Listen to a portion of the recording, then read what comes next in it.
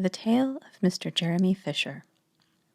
Once upon a time there was a frog called Mr. Jeremy Fisher. He lived in a little damp house amongst the buttercups on the edge of a pond. The water was all slippy-sloppy in the larder and in the back passage, but Mr. Jeremy liked getting his feet wet. Nobody ever scolded him, and he never caught cold.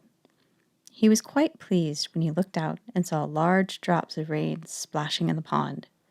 "I will get some worms and go fishing, and catch a dish full of minnows for my dinner," said Mr. Jeremy Fisher. "If I catch more than 5 fish, I will invite my friends Mr. Alderman Ptolemy Tortoise and Sir Isaac Newton. The alderman, however, eats salad."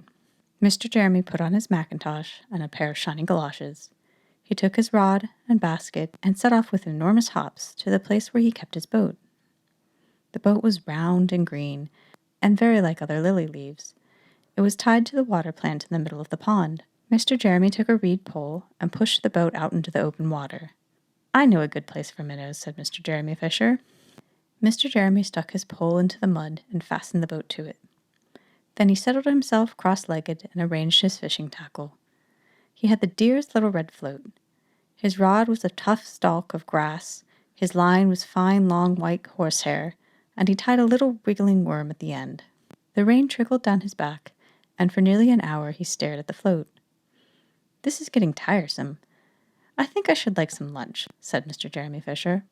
He punted back amongst the water plants and took some lunch out of his basket.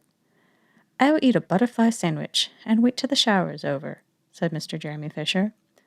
A great big water beetle came up underneath the lily leaf and tweaked the toe of one of his galoshes.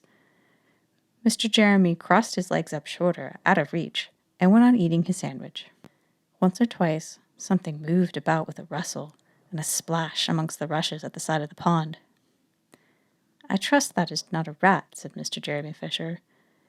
"I think I better get away from here." Mr. Jeremy shoved the boat out again a little way and dropped in the bait. There was a bite almost directly. The float gave a tremendous bobbit.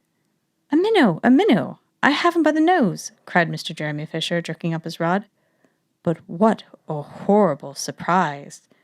Instead of a smooth, fat minnow, Mr. Jeremy landed little Jack Sharp, the stickleback, covered with spines.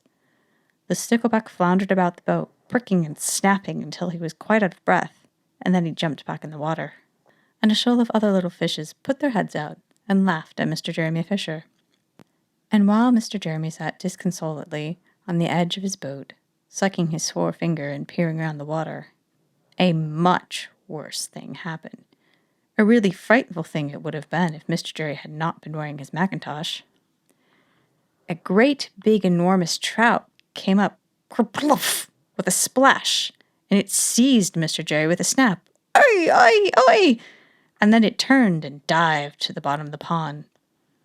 But the trout was so displeased with the taste of the mackintosh that in less than half a minute it spat him out again, and the only thing it swallowed was Mr. Jeremy's galoshes.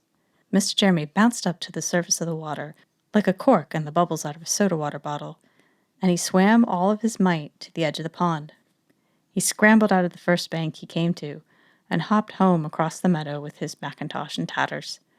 "What a mercy it was not a pike," said Mr. Jeremy Fisher. "I have lost my rod and basket, but it sure does not matter much, for I am sure I should never have dared go fishing again." He put some sticking plaster on his fingers, and his friends both came to dinner. He could not offer them fish, but he had something else in his larder. Sir Isaac Newton wore his black and gold waistcoat, and Mr. Alderman Ptolemy Tortoise brought a salad with him in a string basket. And instead of a nice dish of minnows, they had a roasted grasshopper and a ladybird sauce, which frogs considered a beautiful treat.